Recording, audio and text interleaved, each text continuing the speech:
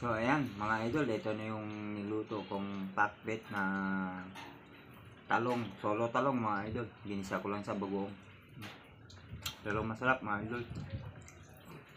At mayroon pa akong ano dito, tawag dito. Ewan ko kung anong tawag dyan. Kalimutan ko mga idol. Basta yan na yan. Yung dilata pala yan mga idol. Kumangit lang idol.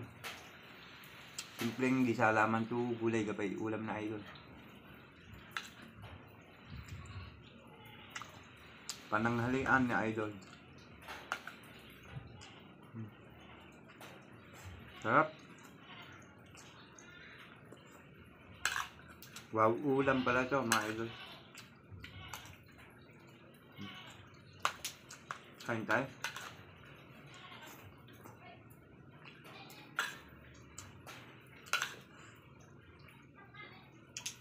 Sabis talaga ang gulay. Sarap.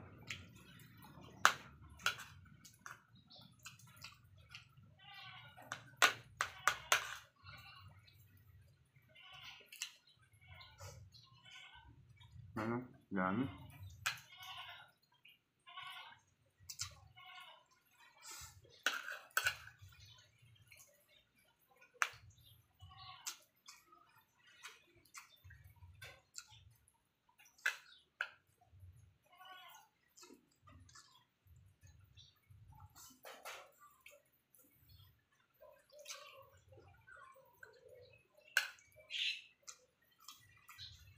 Walang mesa kaya ito hawak-hawak na lang mga idol.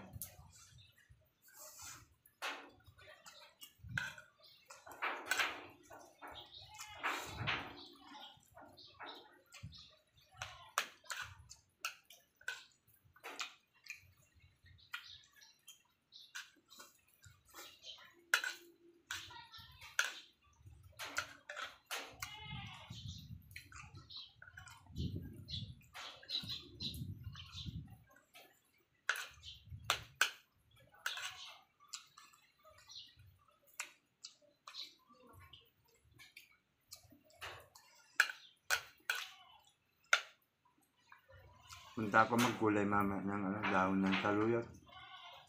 Yun sa may gukag namin. Kami baba ang bahay. Marami kasing saluyot dun. At talobo mga idol.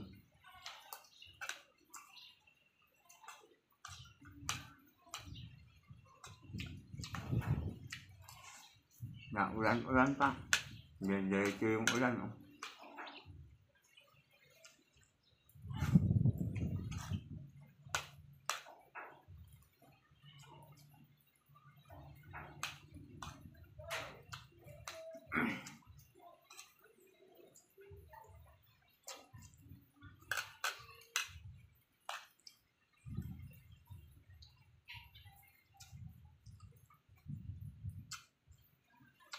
Pampalasa. Pero mas masarap pa rin ang gulay mga idol.